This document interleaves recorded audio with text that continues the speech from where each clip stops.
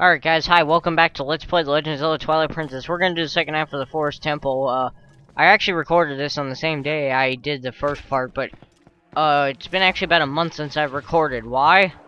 Well, I'm going off to college in 3 weeks, so there's been a lot of crap. Plus, I had a bunch of ear problems. And, yada yada yada, you know. I've been a health disaster lately, but I'm feeling good enough. I want to do a video. So anyway, now that we got the Gale Boomerang, you can see that chest that was in the central room. You can knock it down to get yourself the compass, or compass, whatever you pronounce it. It'll let you see where the boss is, but it'll also let you see where the monkeys are, as well as any remaining treasure chests in the dungeon. Pretty helpful item to have if you're a completionist who loves to get every single little thing. And we can see here on the map, see the red dots for monkeys.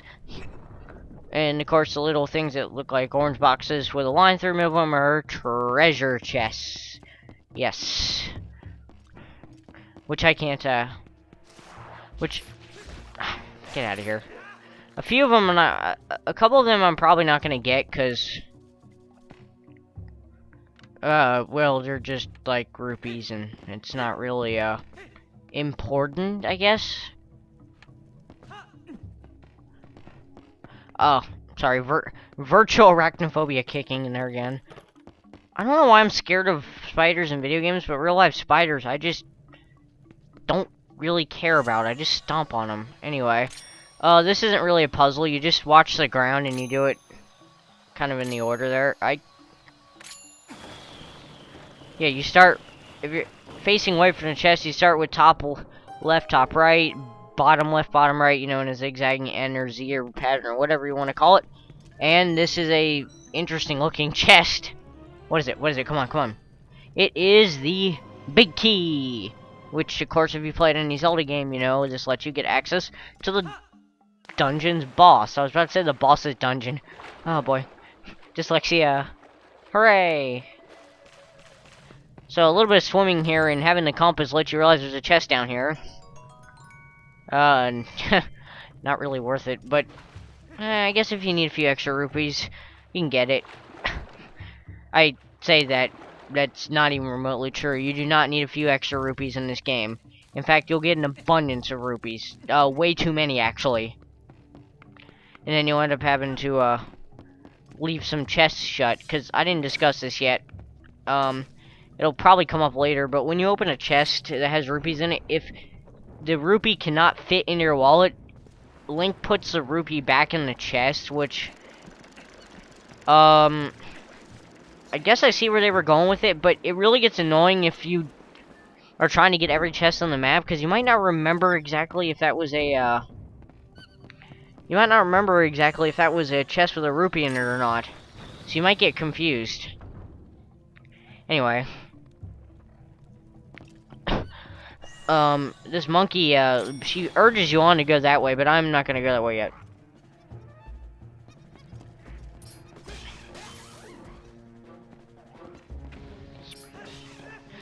Sorry, I lost my train of thought there.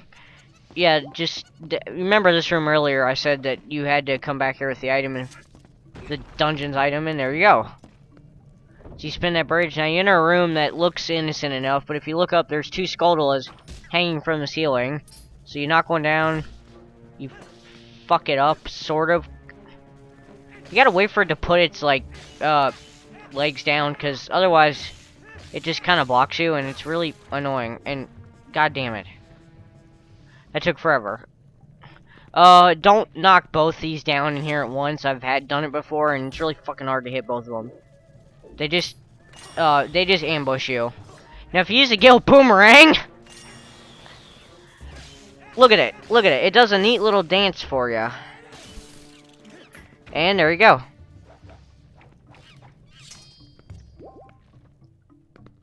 Now, as for you see two webs on the ground, you see a hole you go down. Now, if you have any intuition, you know that you probably want to burn through one of the webs. The question is, which web do you burn through? It's actually this one. I would actually... Yeah, you gotta stay on the web. Or I think it's this one, isn't it? Let me look. No, no, no, no, not at all. That's not that right. You're supposed to drop down on the,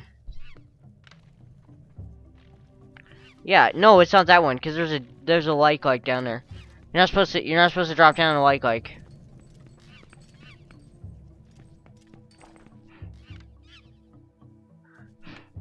Yeah, there we go. See, there's a monkey's cage.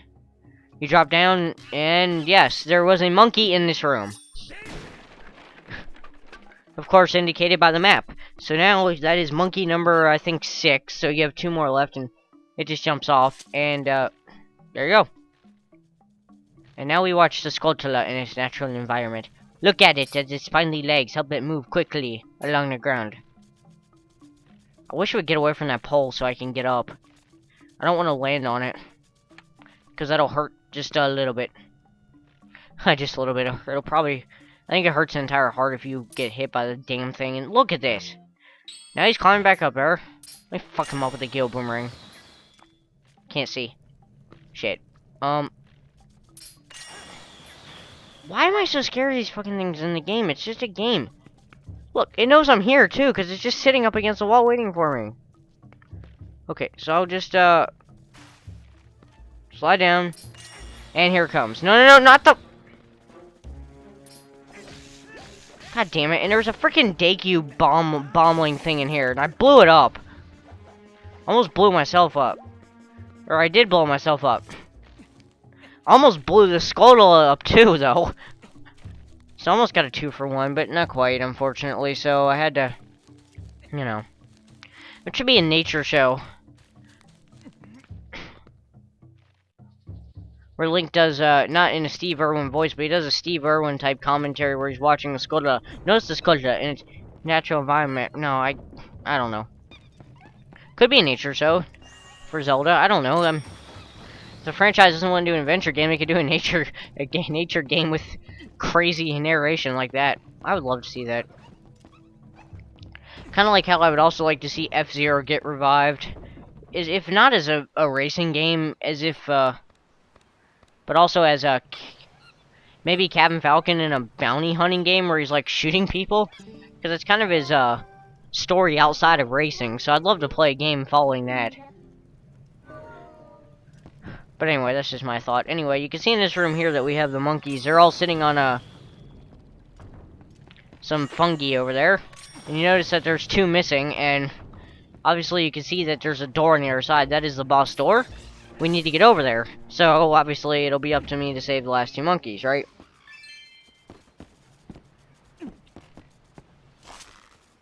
And, wow. Wow! Alright, by the way, that's why you, L target.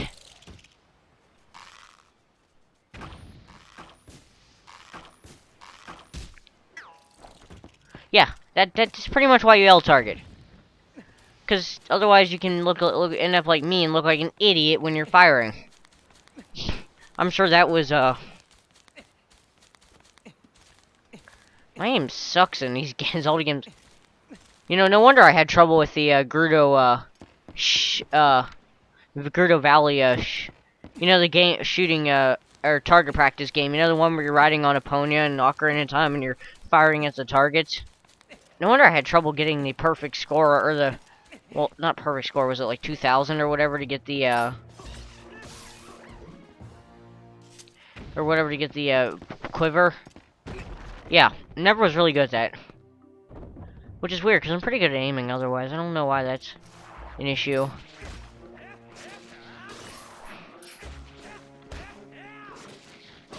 I guess it's because you're riding on a horse in that one, but... And again, that didn't seem to make a difference there. I was just standing still and I failed. Alright.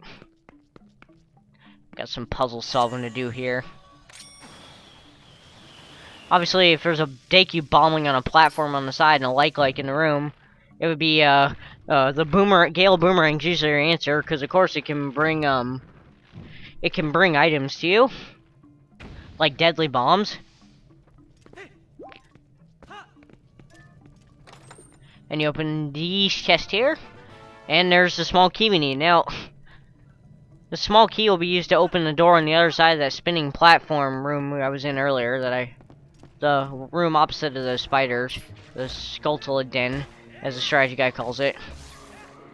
And that'll be where the 8th monkey is. But the 7th monkey is actually up here. And there's an easy way and a hard way to do this here. Hard way is to target the bomb and then let it come to you. But the easy way is just to target the bomb, target the rock, and the bomb. I guess it's because it's spinning around with the Gale Boomerang. As soon as it hits the rock, it just blows it up.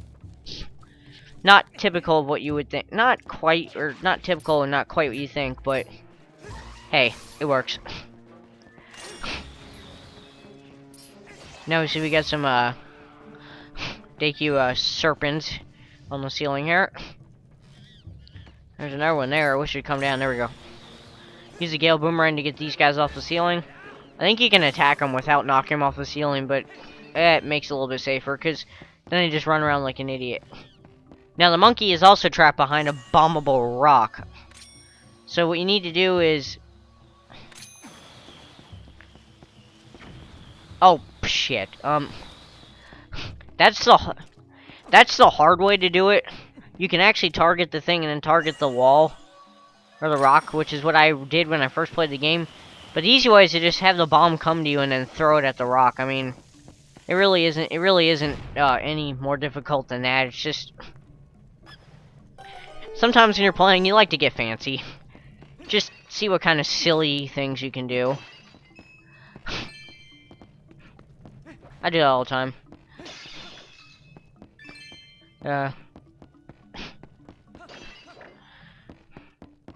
So, let's get out of here. I'm trying to think of some things to talk about. So, man, tell you what, ever since this video has, come out, man, there's been so many things that have happened. It's just crazy. Like I said, I had my ear plugged up with, my ear was plugged with a little bit, too much wax, unfortunately. I don't know why that happened, but I had to have it professionally cleaned. It was so bad. And then right after, that was just last week, actually, and then when I went to the doctors and came home, apparently the treatment they did was just spray water in it. Well, the water, apparently, they sprayed in my ear. Apparently, it gave me the side effect of having swimmer's ear. So I had to go get eardrops today to have that cured, so fun couple events. And then on top of that, I went to college orientation, which was fun. Because I went to that when my ear was plugged, so trying to listen to all the information they're giving you when you only have one good ear is, really annoying. I honestly wish I could go back and do it all over again. I mean, yeah, I took some notes, but, you know, hearing what they said and then writing it down, having both is kind of, hearing what they said is a big first step, because sometimes when they explain things, they can clarify, whereas just writing notes down, you can look back at it later and say, huh? What does that mean? So, like I said, I wish I could do it all over again, but I'm signed up for my classes. A couple of them I wanted to aren't available.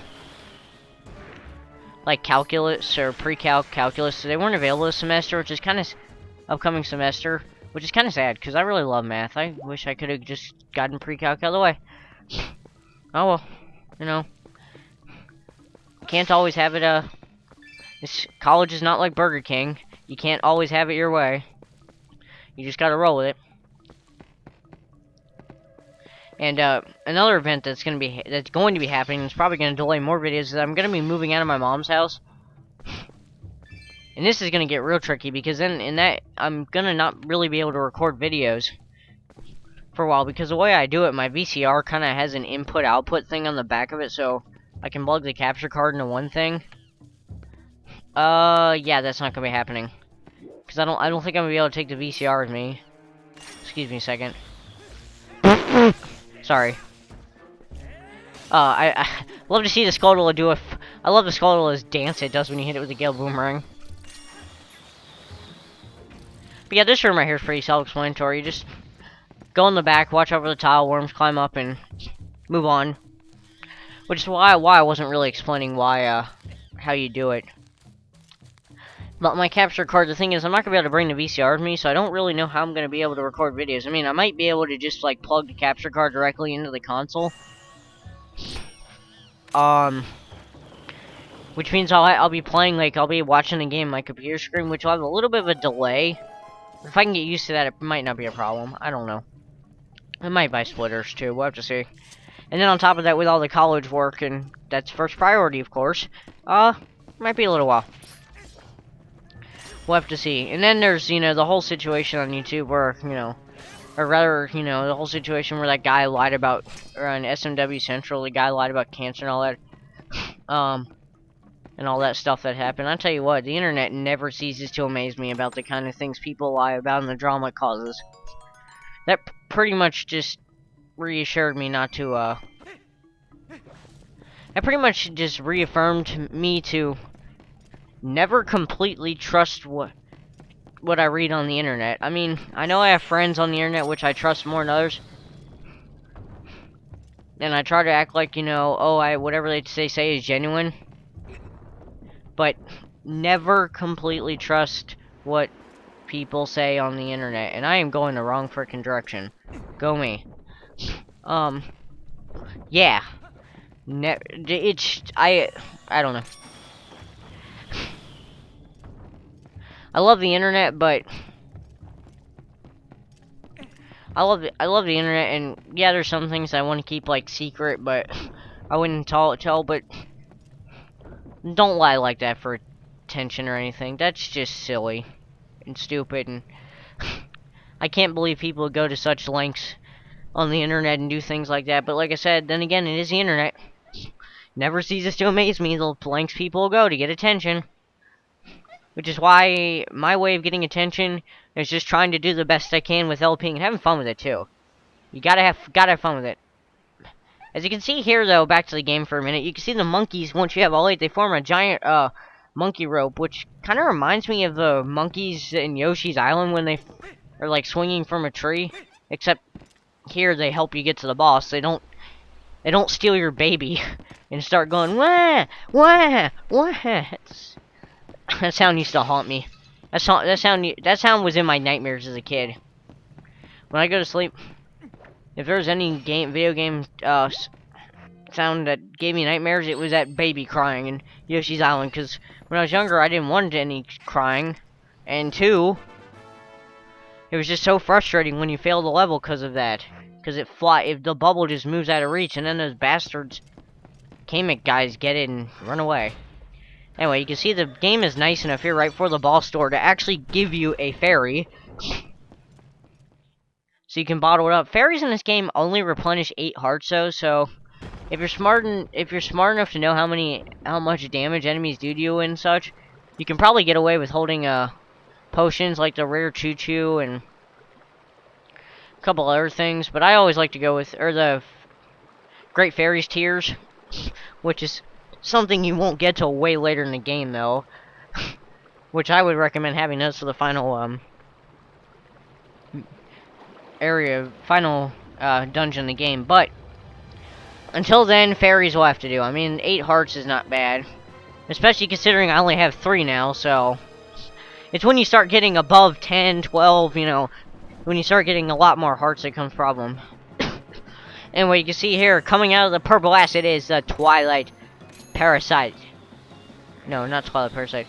Twilight Diababa is the name of it, because it's Dia, of course, because die means 2, and of course die means 2, and there's 2 of them. Actually, this part of the boss fight's real easy. It's actually not really the fight. You just target a bombling, throw it in its mouth, and it blows up. And then it goes back into the acid. I guess it's acid. Or it's maybe just it looks like the purple poison water from the southern swamp in Majora's Mask, so maybe it's just poisonous water. Yeah, acid would, I think, have more of a red-orange kind of color to it. But now you can see the Twilight Diababa actually has a centerpiece, which is a giant mouth with an a giant mouth has a tongue with an eyeball on the end of it. Kind of disturbing, actually. However, It also removes the bombs, too, so you can't do anything, right? But wait a minute, what? What is this? Yeah, remember the baboon leader, Ook? Or, is it Ook? I think it is, Well, the leader of the monkeys, there's the monkey, remember the monkey said the boss got funny in the head? Well, you saved her, and now she comes back and or when you saved her, she ran away embarrassed, but then she decides to come back and help you. So what you do is you target the bomb when she's swinging back and forth, and then you target the center of the Diababa, and you hit it. And then you can jump attack the eyeball. Oh! Ow. Also, watch out for that poison. Make sure you have your shield up the whole time instead of rolling around like an idiot and getting hit like I did. But yeah, the Diababa doesn't really make an attempt to attack you while you're doing this. The trickiest part is grabbing the bomb from the baboon, because sometimes they can hit the, sometimes they can hit the walls up there. But as you can see, all it takes is a few jump attacks, and when you're on the final hit of the boss, when you do a jump attack, it'll do an ending blow, which I think is kind of a nice touch. Let you know that you're about to make the final strike, and there you go. First boss defeated. Very, very simple. It can be a little bit confusing if you don't realize it, or if the bomb targeting thing with the baboon, because sometimes I can get a little bit finicky, but for the most part, I'd say it's simple. And the boss explodes into those little Twilight pixels that you saw earlier, and then it converges into something. Whatever it is, it's got a nice dark aura to it, and it glows green. That looks awesome. It looks like something. Looks like the thing on Midna's head, kind of, actually, doesn't it?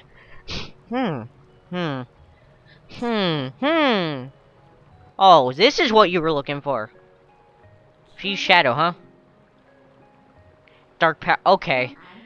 Now things are starting to make sense. I don't know if it's that easy. Oh, okay. Oh, okay, I see. Thank you. Of course I'm gonna find him. If the first one was easy, then maybe the second and the third ones will be easy. Although, I disagree when you say matching the power of the Shadow King is going to be easy. I don't think it's gonna be quite that easy. I'm not sure getting all three of those will match it, but we'll see. And now you can see we get our first heart container, so we are now up to 4 hearts. Every Zelda game, pretty much, once you defeat a boss, you will get a heart container to increase your life by 1 heart. Make sure you pick it up. Though, I've actually run out of... In Wind Waker, once, after I beat the Earth Temple, I ran out of the dungeon and forgot to pick up the heart container and had to run back in. Kind of embarrassing.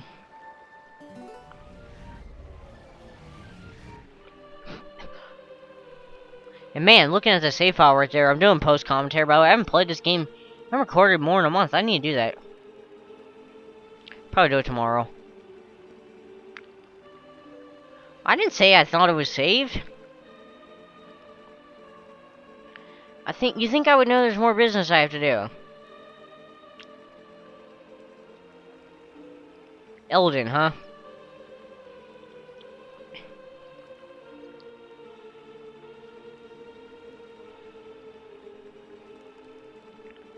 Oh, great. Are you telling me I have to go back in the Twilight?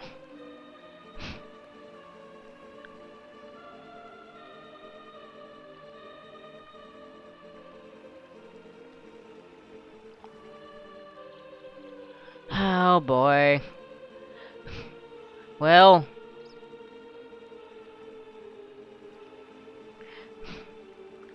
Here's gotta do it, here's gotta do. Let's go.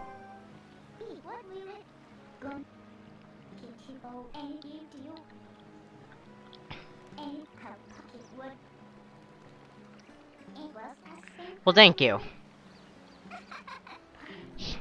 Well, it shouldn't be that hard. The Twilight looks pretty distinctive from everywhere else on the Land of Hyrule, so I think I'll be okay.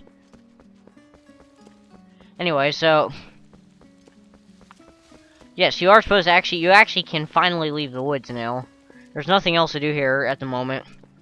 You will have to come back, you'll have to come back in a little bit. And then I don't think you ever come back here again, actually. So anyway, let me very briefly introduce you to the next area of the game. Dun dun dun dun dun dun dun dun dun dun dun. Such a heroic song. Such a heroic song, huh? You know, that means we can only be in one place in the world of Hyrule. Yep, Hyrule Field. You guessed it. Yep.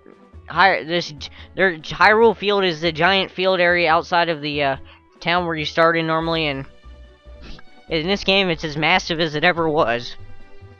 But of course you can see the curtain of Twilight in the background. Look at that.